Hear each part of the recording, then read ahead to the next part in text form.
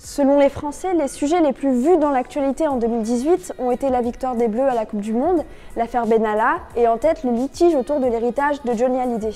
Et c'est vrai qu'on en a beaucoup entendu parler. On peut légitimement comprendre ceux qui se plaignent de voir toujours les mêmes sujets revenir. Et surtout lorsque ça occulte les thèmes de l'écologie comme la marche du climat ou les violences faites aux femmes.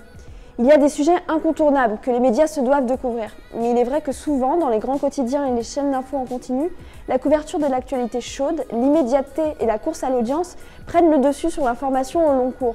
On tombe vite dans le mimétisme.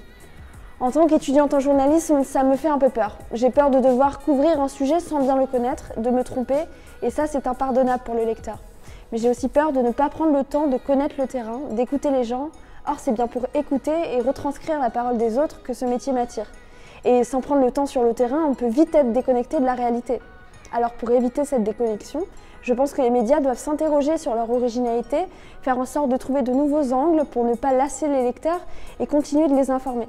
Certains médias le font déjà en prenant le parti de traiter les initiatives citoyennes, ce qu'on appelle les infos positives.